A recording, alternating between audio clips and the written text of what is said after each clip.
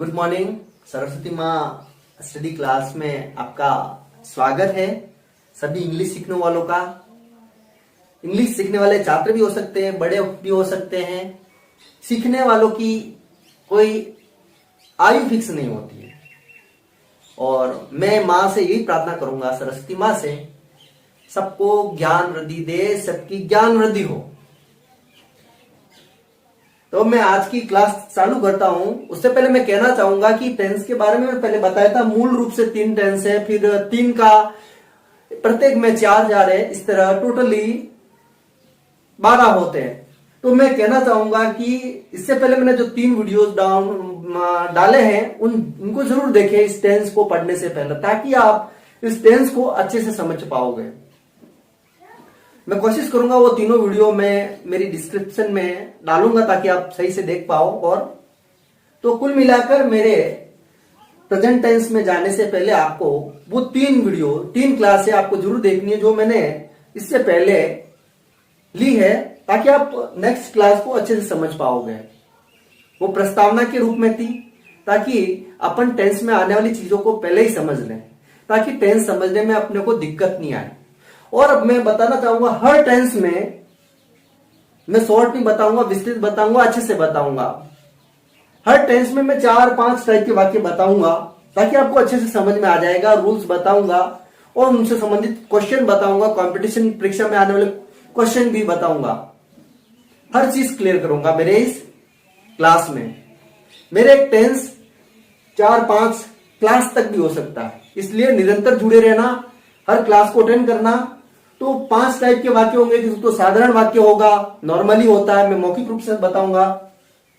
साधारण वाक्य होता है, हर टेंस में बताऊंगा साधारण वाक्य। दूसरा होता है नकारात्मक वाक्य, और होता है प्रश्नवाचक वाक्य, और होता है नकारात्मक। प्रश्नवाचक भी 2-3 तरह के होते हैं। नकारात्मक होता है,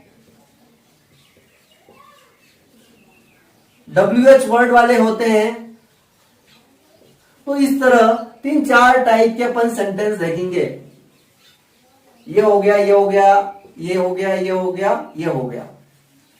तो आपको निरंतर जुड़े रहना है, अच्छे से अध्ययन करना है। तो अब हम स्टार्ट करते हैं। जैसे कि हमारा पहला टेंस आता था प्रेजेंट सिंपल। नाम से विदित है, प्रेजेंट यानी वर्तमान में। अब किसी चीज को अपन ध्यान से सुनेंगे, इसका नाम क्या है? Present simple. इस टेंस का नाम है प्रेजेंट और सिंपल। और टेंस मतलब समय को दर्शाता है। वर्तमान में जो साधारण बात को दर्शाता है, साधारण चीजों को दर्शाता है, उस टेंस को अपन क्या कहेंगे? Present tense. इसके अंतर्गत अपन देख सकते हैं कौन कौन से काम दर्शाए जाते हैं। जैसे अपन डेली रूटीन में जो काम करते हैं, हमेशा मैं सुबह 8 बजे उठता हूं, मैं खेत जाता हूं, मैं इतने बजे विद्यालय जाता हूं, मैं इतने बजे भगवान की पूजा करता हूं, मैं 4:30 बजे विद्यालय से वापस आता हूं। तो जो पूरे दिन की दिनचर्या को अपन इस प्रेजेंट सिंपल में व्यक्त कर सकते हैं। जो डेली रूटीन के अपने जो काम चलते हैं, मैं जाता हूं, वह आता है, वे खेलते हैं, वह नाचते हैं, मैं चाय पीता हूं। इस तरह के जो डेली रूटीन के जो काम हैं, उनको अपन प्रेजेंट सिंपल में व्यक्त कर सकते हैं। और आदतन, जैसे मेरी कोई आदत है, मैं 4 बजे उठता हूं। किसी के शराब पीने की आदत है, वह शराब पीता है। किसी के मोबाइल देखने की आदत है, वह मोबाइल देखता है। किसी के गाने गाने की आदत है, वह गाना गाता है। किसी को बहुत सारे लड़कों की क्रिकेट खेलने की आदत है, वे क्रिकेट खेलते हैं। ऐसी कुछ आदतें होती है, उन संदर्भ में, यानी कि रेगुलर होता है, उन संदर्भ में भी इस प्रेजेंट सिंपल टेंस का प्रयोग किया जाता है। उनके जो वाक्य बनेंगे वो प्रेजेंट सिंपल टेंस से बनेंगे। और अपन शाश्वत सत्य, कुछ चीजें होती है शाश्वत सत्य, यानी कि हमेशा सत्य, यूनिवर्सल ट्रूथ। सूर्य पूर्व से उगता है, उगता था थोड़ी ही बोलेंगे। सूर्य पूर्व से उगता है, उगता था नहीं बोलेंगे। सूर्य पश्चिम में डूबता है बोलेंगे, था नहीं बोलेंगे। और हम देखते हैं 2 और 2 4 होते हैं, 4 होते थे या 4 होंगे, ऐसा कभी नहीं बोलते। तो जो शाश्वत सत्य वाली बातें हैं वो भी इसी टेंस के अंतर्गत आती है। और अपन देखते हैं वैज्ञानिक सत्य।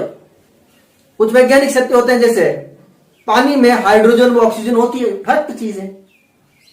जो वैज्ञानिकों ने खोज की है वो एकदम फैक्ट है। तो पानी में ऑक्सीजन व हाइड्रोजन होते हैं।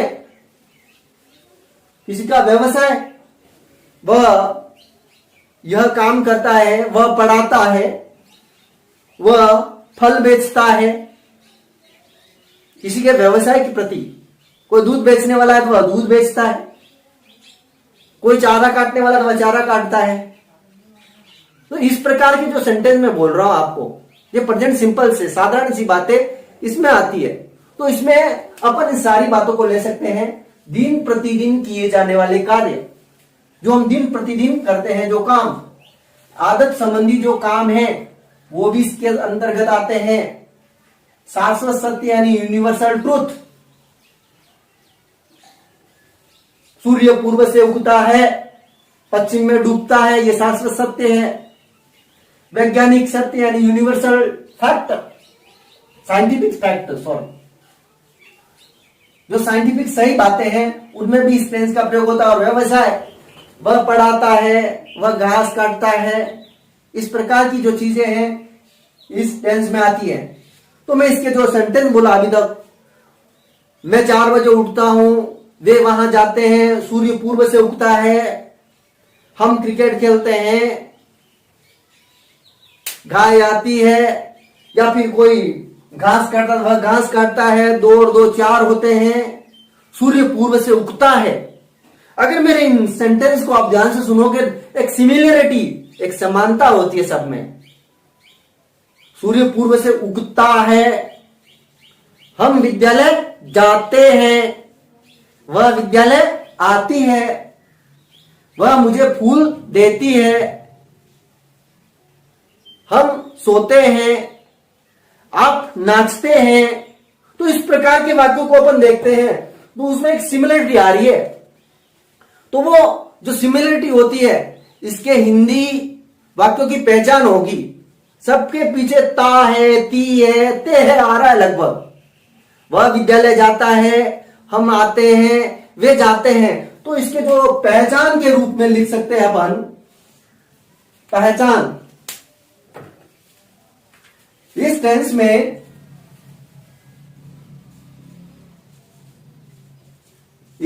में हिंदी वाक्यों के अंत में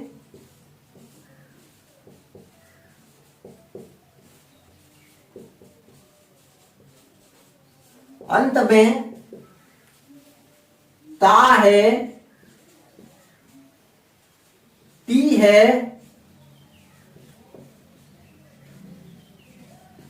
ते है, ता हूं,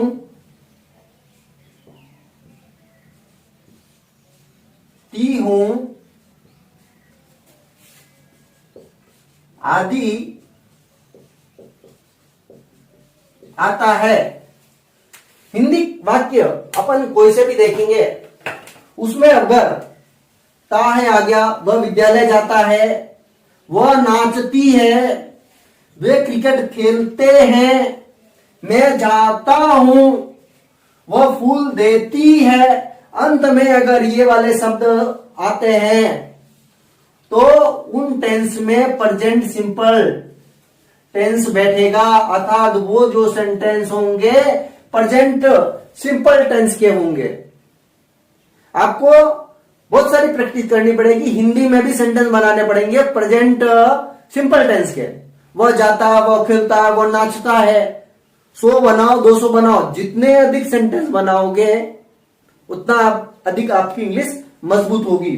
तो आपको पहचान के रूप में, हिंदी वाक्यों की पहचान के रूप में ता है, ती है, ते है, ता हूं, ती हूं, ध्यान में रखना है। वह विद्यालय,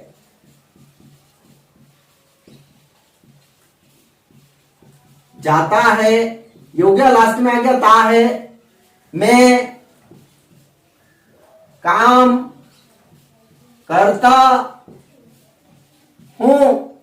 तो इस प्रकार के वाक्यों में आप अंत में देख सकते हो जो मैंने पहचान के अक्षर या शब्द लिखा है वो आ रहे। तो इस प्रकार के जो सेंटेंस बनेंगे प्रेजेंट सिंपल टेंस के होंगे। तो ये एक पहचान याद रखनी है और आपको किस संदर्भ में कब कब प्रेजेंट सिंपल टेंस होता है उन सारी बातों को अपने दिमाग में रखना है। दिन प्रतिदिन किए जाने वाले कार्य है, आदतन संबंधी कार्य है, शास्त्र संबंधी कार्य है, वैज्ञानिक सत्य है, व्यवसाय है, और साथ ही ये पहचान को भी ध्यान रखना है। अब आगे अपन देखते हैं इसके बारे में कुछ और एडवर्बियल्स। एडवर्बियल्स का क्या महत्व है, कहां उपयोग होता है, किस संदर्भ में अपने को याद रखना है। तो आप इसको अच्छे से नोट कर लीजिए, बहुत काम की चीज है।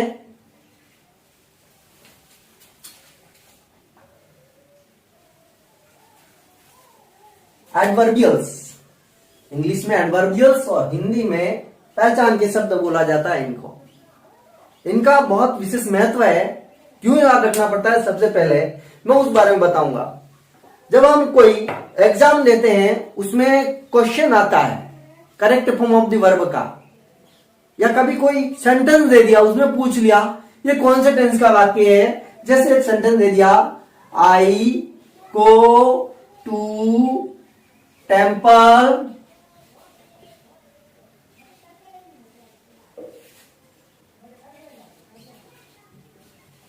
डेली, ये इंग्लिश का सेंटेंस दे दिया, क्वेश्चन एग्जाम में पूछ दिया कौन से टेंस का वाक्य है। तो तब अपने को देखना है, इसमें एडवर्बियल्स देखना पड़ेगा, इसमें कौन सा एडवर्बियल्स हुआ है दे रखा है। तो यहां अपन देखते हैं डेली एडवर्बियल दे रखा है, तो डेली प्रेजेंट सिंपल में आता है। तो यहां पर प्रेजेंट सिंपल टेंस होगा इस वाक्य में। और क्या होता है, क्वेश्चन पूछा जाता है एग्जाम में, सी खालिस्तान, यहां गो दे दिया, टू स्कूल,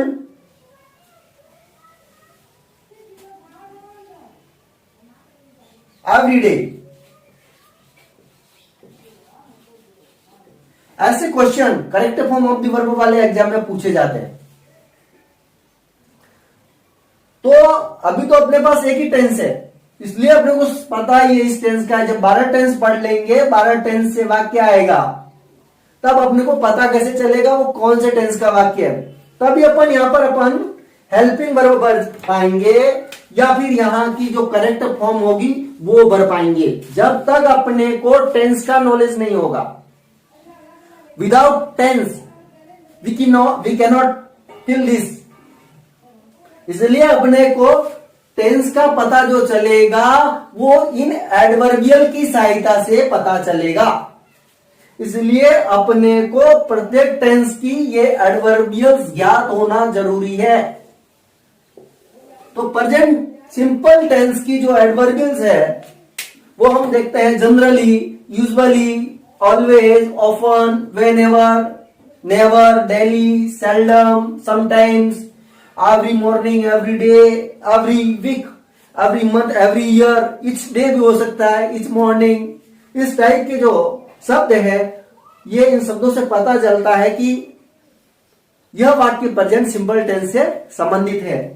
तो इस टेंस में देखते हैं यहां पर अपन इस वाक्य में एवरीडे आ गया, प्रेजेंट सिंपल है तो प्रेजेंट सिंपल के रूल के अकॉर्डिंग यहां पर गोज आएगा, जो कि अपन बाद में विस्तृत पढ़ते हैं गोज कैसे आया।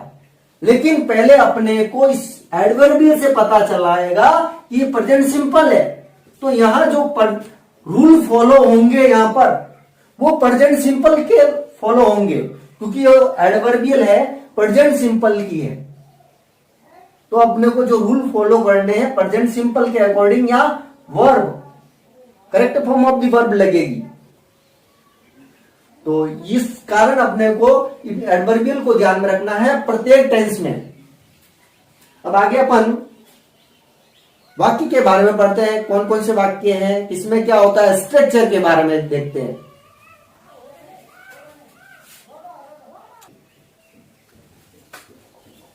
जैसा कि मैंने बताया था एक टेंस में 4-5 तरह के वाक्य पढ़ेंगे।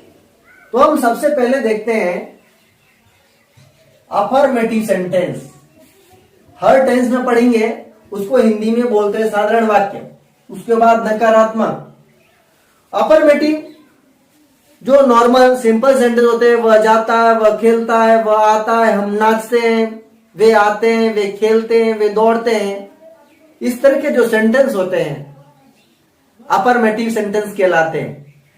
तो इसका जो अपन वाक्य बनाएंगे उसका कुछ स्ट्रक्चर होगा। जिसके अपन ने पहले पढ़ा था, इंग्लिश का कोई भी सेंटेंस बनाएंगे, सब्जेक्ट आएगा, हेल्पिंग वर्ब आएगी, मेन वर्ब आएगी, ऑब्जेक्ट आएगा। उसी तरह इस टेंस के अफर्मेटिव वाक्यों का कुछ स्ट्रक्चर बनेगा। उसमें सबसे पहले क्या आएगा, उसके बाद क्या आएगा, उसके बाद क्या आएगा। तो जो अफर्मेटिव सेंटेंस बनाएंगे उसमें सबसे पहले जिस किसी टेंस की अपन इंग्लिश बनाएंगे उसका सब्जेक्ट लिखना पड़ेगा। उसके बाद मेन वर्ब की फर्स्ट फॉर्म आएगी, उसके बाद ऑब्जेक्ट आएगा। ये तीनों चीजें आएगी।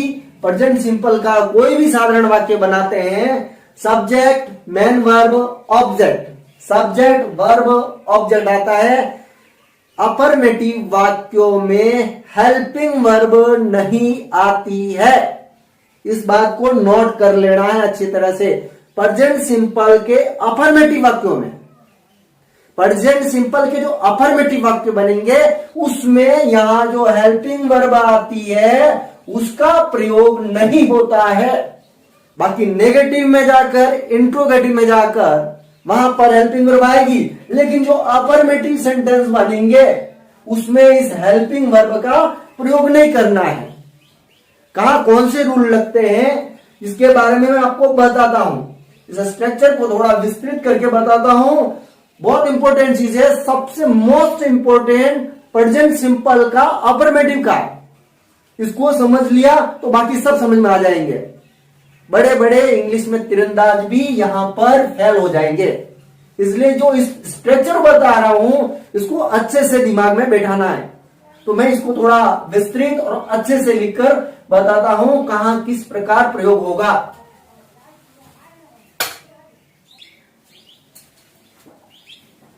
प्रेजेंट सिंपल का स्ट्रक्चर है जो अफर्मेटिव का, उसको अपन थोड़ा डिटेल से देखते हैं। जो कंफ्यूजन वाली स्थिति है वो यही बनती है, बाकी और कहीं नहीं बनती है। स्टार्ट में अगर इस चीज को समझ लिया आगे कहीं दिक्कत नहीं आएगी। तो प्रेजेंट सिंपल में जो सबसे पहले आता है सब्जेक्ट आता है, उसके बाद आती है मेन वर्ब आती है, उसके बाद ऑब्जेक्ट आता है, तीनों चीजें आती है। तो हम देखते हैं यहां पर मेन वर्ब आ रही है या हेल्पिंग वर्ब नहीं आएगी प्रेजेंट सिंपल के साधारण वाक्यों में। अब जो ये मेन वर्ब आती है यहां अपने को एक छोटा सा रूल फॉलो करना है। जो मेन वर्ब आएगी उसके साथ कभी कभी एस ई एस लगेगा और कभी कभी एस ई एस नहीं लगता है। सब्जेक्ट लगा दिया अपन ने, उसके बाद मेन वर्ब लगाई, तो कभी कभी एस ई एस लगता है और कभी कभी एस ई एस नहीं लगता है। तो सबसे पहले अपने को दोनों परिस्थिति ध्यान रखनी है, किस परिस्थिति में एस ई एस लगता है और किस परिस्थिति में एस ई एस नहीं लगता है। अब अपने को पता लग गया यहाँ एस ई एस लग रहा है, तो उसके बाद एक छोटे सा उसके रूल और ध्यान में रखने हैं। एस लगेगा कि एस लगेगा, इसको भी अपने को ध्यान में रखना है। अगर लगते हैं एस ई एस तो वहां पर एस लगाना है या ई एस लगाना है, इसको और ध्यान में रखना है। सबसे पहले इस बात को ध्यान रखना है एस या ई एस लगेगा या नहीं लगेगा, उसके नियम ध्यान में होने चाहिए। उसके बाद लगता है तो वहां पर एस लगेगा या ईएस लगेगा, उसके नियम भी ध्यान होने चाहिए, तब जाकर अपन अच्छे से सीख पाएंगे। तो इसके लिए मैंने शॉर्ट और अच्छे ट्रिक से समझाने के लिए एक छोटा सा स्ट्रक्चर बनाया है। अगर इसको आप समझ जाओगे तो मैं आशा करता हूं कि जो प्रेजेंट सिंपल है उसके साधारण वाक्य आप इजीली समझ पाओगे। हम यहां देखते हैं सब्जेक्ट। सब्जेक्ट के कोई भी रूप हो सकता है, सब्जेक्ट सिंगुलर भी हो सकता है, सब्जेक्ट प्लूरल भी हो सकता है, यानी कि एक वचन और बहुवचन। सब्जेक्ट कुछ भी हो सकता है, सब्जेक्ट एक वचन होगा या बहुवचन, ठीक है। हम यहां देखते हैं आई वी यू दे और प्लूरल यानी बहुवचन। अगर सब्जेक्ट अपना कौन आई वी यू दे व प्लूरल यानी बहुवचन है, सब्जेक्ट यानी बहुवचन वाला है, सब्जेक्ट में ज्यादा जने हैं, वे क्रिकेट खेलते हैं तो बहुत जने हो गए, राम श्याम आता है तो बहुवचन हो गया, हम खाना खाते हैं तो हम बहुवचन हो गया। अगर सब्जेक्ट बहुवचन है तो आपको विशेष कर से ध्यान रखना है, जो वहां मेन वर्ब आएगी वहां अपने को उसके साथ में ईएस एस या ईएस को नहीं जोड़ना पड़ेगा। जैसे मेन वर्ब आ रही है हम खाते हैं तो हम की खाने को ईट बोलते हैं, तो जो ईट आएगा उसके पीछे एस या ईएस दोनों में से किसी को नहीं जोड़ना पड़ेगा। अपने को मूल रूप से सब्जेक्ट जैसी कमांड करता है उसके अनुसार आगे चलना होगा। सब्जेक्ट अगर बहुवचन का है तो अपने को जो मेन वर्ब है उसके पीछे एस ईएस नहीं लगाना है।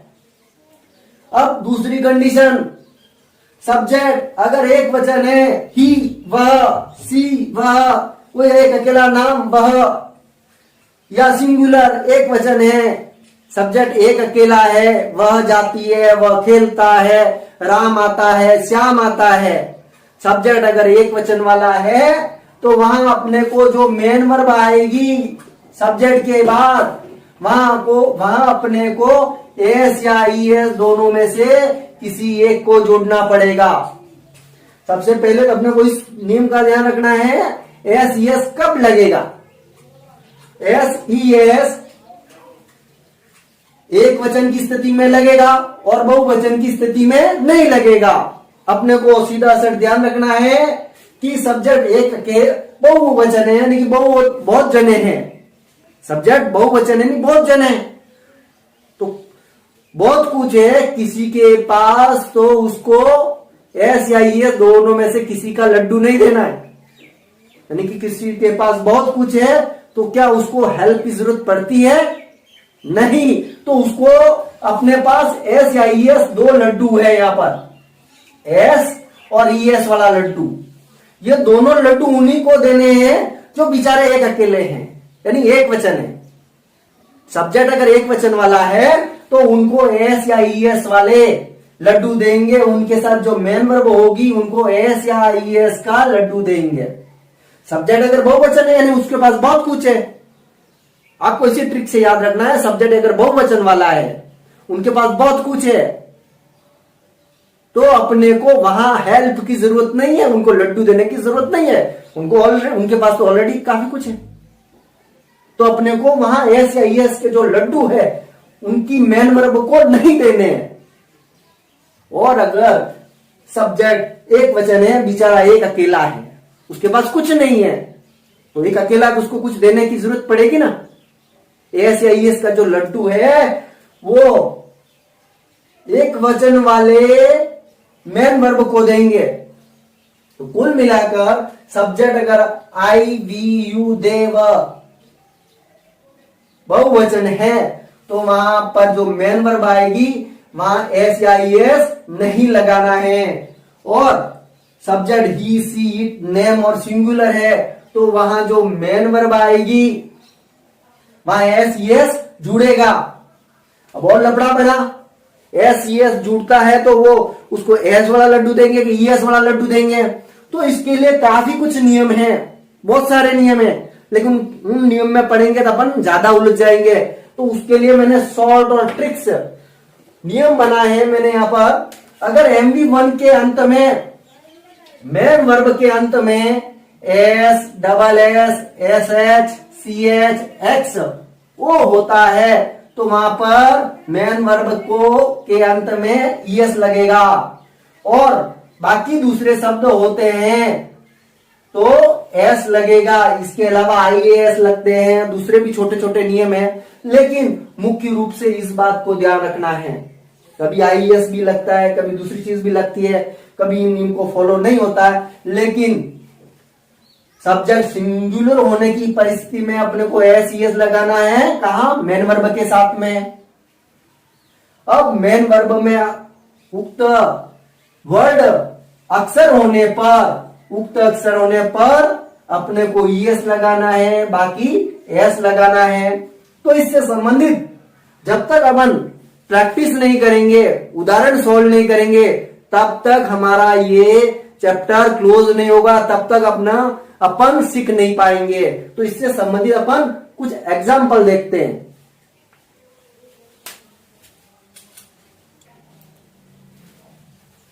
जो हमने अफर्मेटिव के स्ट्रक्चर के अंतर्गत रूल पढ़े, उनको हम एग्जाम्पल पर अप्लाई करेंगे और उनको अपन सीखेंगे। सेंटेंस है, हिंदी का वाक्य मैं जाता हूं, तो अपन इंग्लिश बनाएंगे, उसमें सबसे पहले सब्जेक्ट लिखना पड़ेगा, तो आई आ जाएगा। अब यहां पर जाने को यहां हेल्पिंग वर्ब नहीं आएगी, सीधी मेन वर्ब आएगी। सब्जेक्ट आ गया, अब आएगा मेन वर्ब, फिर आएगा ऑब्जेक्ट। तो यहाँ ऑब्जेक्ट है ही नहीं, तो ज्यादा सोचना नहीं है। अब जाने को गो बोलते हैं। अब गो है तो अपने को एस लगाना है, ईएस लगाना है। तो बहुत सारे बंधु बोल रहे हैं क्या वो होने से ईएस लगेगा। बहुत सारे बंधु यहां ईएस लगा देते हैं, लेकिन यहां ईएस नहीं लगेगा, क्योंकि हमारा जो नियम था वो क्या था? Subject I we you they या बहुवचन है, उसको एस या ईएस दोनों में से किसी का लड्डू नहीं देना है। उसकी जो मेन वर्ब आएगी वहां पर एस या ईएस किसी को भी नहीं जोड़ना है, अतः यहाँ पर कुछ नहीं लगेगा। तो जो मैं जाता हूं उसका इंग्लिश बनेगा आई गो। इसी तरह एक सेंटेंस मैंने यहां लिखा, वह जाता है, तो वह को क्या बोलते हैं? ही, सब्जेक्ट, और उसके बाद आएगी मेन वर्ब। ये हो गया गो, इसको बोलते हैं मेन वर्ब। ऑब्जेक्ट है ही नहीं, सोचने की जरूरत नहीं है। अब ही गो लिखा मैंने सेंटेंस। अब उस रूल का ध्यान होना चाहिए जो अपन ने पहले पढ़ा है स्ट्रक्चर में। अगर सब्जेक्ट एक वचन है तो उसकी जो मेन वर्ब आएगी उसके साथ एस या ईएस का लड्डू देना पड़ेगा, या एस ईएस को मेन वर्ब के साथ जोड़ना पड़ेगा। तो हम यहां ओ होने से S double S C H O इत्यादि अगर ये पीछे वाले शब्द है, कौन सा? ये अंतिम शब्द, तो यहां पर ईएस लगेगा। तो ये इसका सही हो जाएगा ही गोस। वह जाता है उसका बनेगा ही गोस। मैं जाता हूं आई गो। हम खेलते हैं, हमको इंग्लिश में बोलेंगे वी, ये है सब्जेक्ट अपना। अब खेलने को प्ले बोलते हैं, और ये होगी अपनी मेन वर्ब। यहां हेल्पिंग वर्ब नहीं आ रही है। अब अपने को यहां सब्जेक्ट देखना है, एक वचन है बहुवचन, सब्जेक्ट बहुवचन है। सब्जेक्ट बहुवचन होने की स्थिति में जो ये मेन वर्ब आएगी, इसके पीछे एस या ईएस के लड्डू किसी को नहीं जोड़ना है, न तो यहाँ पर एस लगेगा न ईएस लगेगा। इसी तरह मैं यहाँ एक उदाहरण और लिखता हूं, वह खेलती है, तो वह को सी बोलते हैं, ये हो गई सब्जेक्ट हो गई अपने, और खेलने को प्ले बोलते हैं। अब अपन यहां पर देखते हैं सब्जेक्ट एक वचन है, सब्जेक्ट एक वचन है, वह एक अकेली है, बहुत जने नहीं है, एक वचन है, तो उसके पीछे एस या ईएस कोई न कोई लड्डू जोड़ना पड़ेगा यहां पर। तो यहां पर वाई होने से यहां पर एस लगेगा, तो जो इसका इंग्लिश बनेगा सी प्लेज हो जाएगा। और उदाहरण देखते हैं, राम सोचता है, RM राम, और सोचने को थिंक बोलते हैं, THINK थिंक।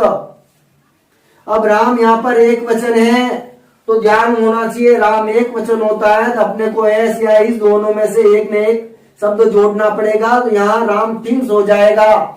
अगर यहां पर होता मैं सोचता हूं या वे सोचते हैं तो उस स्थिति में एस यस नहीं लगाना पड़ता, ओनली थिंक ही आता। अब ये यहां पीछे और है, राम सीता सोचते हैं, राम एंड सीता। अब राम एंड सीता दो जने, एक से ज्यादा है, बहुवचन है, तो यहां जो मेन वर्ब आएगी उसके पीछे एस या ई एस किसी को नहीं जोड़ना पड़ेगा, क्योंकि सब्जेक्ट है जो बहुवचन है। सब्जेक्ट यहां क्या बन रहा है, बहुवचन, इसलिए जो यहां मेन वर्ब आएगी उसके पीछे न तो एस लगेगा न ई एस लगेगा, यहां बनेगा राम एंड सीता थिंक। मैं आपको कुछ एग्जाम्पल देता हूं, उनकी प्रैक्टिस आप कीजिएगा अच्छे से, ताकि आप अच्छे से समझ पाओगे। तो मैं यहाँ कुछ एग्जाम्पल लिख रहा हूं, उनको स्क्रीनशॉट करके आपको लिखना और उनकी इंग्लिश बनाने का प्रयास करना, प्रैक्टिस करना। जितनी अधिक प्रैक्टिस होगी तब जाकर आप इंग्लिश को अच्छे से सीख पाओगे। इंग्लिश से हिंदी बनाना और हिंदी से इंग्लिश बनाना, ये दोनों चीजें समझ पाओगे। उसके लिए प्रैक्टिस करनी पड़ेगी, मेहनत करनी पड़ेगी। जितनी अधिक मेहनत होगी उतना अधिक आप अच्छे से समझ पाओगे। तो मैं यहाँ पर कुछ एग्जाम्पल लिख रहा हूं, उनको स्क्रीनशॉट से आप लिख लेना और अच्छे से प्रैक्टिस करना।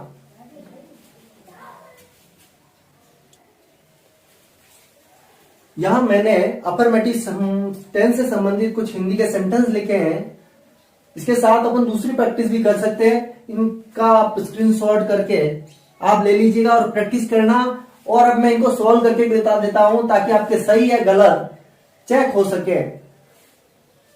हम रोड पार करते हैं, वी पार करने को बोलते हैं क्रॉस, CROSS क्रॉस रोड।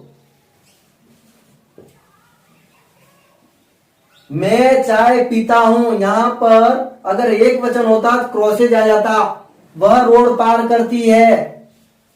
मैं चाय पीता हूं, आई पीने को drink, DRINK drink main verb, और पीने चाय पीता हूं, चाय को टी बोलते हैं। यहां पर भी बहुवचन है, यहां पर भी बहुवचन है, इसलिए पीछे एस ES का लफड़ा नहीं आ रहा है।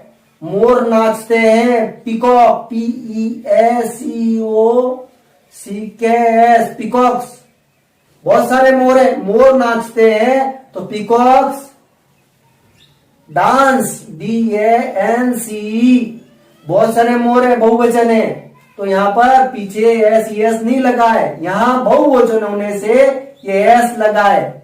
नाउन में, यहां मेन वर्ब की बात नहीं कर रहे, नाउन में बहुवचन होने से एस लगा है, और नाउन में एस लगा है तो जो मेन वर्ब है वहां पर एस ES का लफड़ा नहीं आएगा। अब एक मोर नाचता है, पिकॉक, PEACOCK पिकॉक मतलब एक मोर, एक मोर है, तो उसके लिए जो मेन वर्ब आएगी वहां पर अपने को एस ES लगाना पड़ेगा, DANCES डांसेस, यानी कि एक मोर नाचता है। यहां पर बहुत सारे मोर नाचते हैं।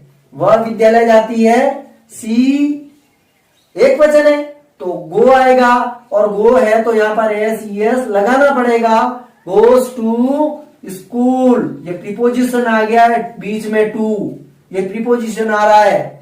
वे क्रिकेट खेलते हैं, दे प्ले, अब बहुवचन है तो यहां पर एस ES नहीं आएगा, they play cricket, CRICKET cricket. Ram भोजन पकाता है तो राम, अब पकाने को कुक बोलते हैं। अब एक वचन है इसलिए अपने को एस ES लगाना पड़ेगा, राम कुक्स, और भोजन को फूड बोलते हैं। सीता पुस्तक पढ़ती है। सीता, अब पढ़ने को रीड बोलते हैं। अब एक वचन है सीता यहां पर, तो इसकी जो मेन वर्ब आएगी यहां पर एस, एस दोनों में से एस लगेगा। उसके लिए मैंने बताया एस लगेगा कि एस लगेगा। और पुस्तक को बुक बोलते हैं, तो सीता रीड्स बुक। वह सोता है, वह को ही बोलते हैं, सोने को स्लीप। अब एक वचन है इसलिए अपने को एस एस लगाना पड़ेगा, यहां एस लगेगा। आप कूदते हैं तो ये हो जाएगा यू, और कूदने को जंप। अब यहां पर यू बहुवचन है तो यहां पर अपने को एस एस नहीं लगाना पड़ेगा। इस तरह अपन ने इन सेंटेंस की प्रैक्टिस की। इसके अलावा ढेरों बंदी वाक्यों की प्रैक्टिस आप कर सकते हो इन रूल के अकॉर्डिंग। उसके लिए आपको बहुत सारी मेन वर्ब्स याद होनी चाहिए, उसके अकॉर्डिंग प्रैक्टिस होगी। तो जो मैंने आज का चैप्टर समझा, अगर समझ में नहीं आया तो इस क्लास को एक बार और देख ले, आपको अच्छे से समझ में आ जाएगा। आगामी हम नेक्स्ट क्लास में इसके दूसरे पार्ट यानी नेगेटिव सेंटेंस के साथ और मिलेंगे। मैं आशा करता हूं कि आज की मेरी इस क्लास को आपने अच्छे से समझा होगा। जय मां सरस्वती, जय हिंद।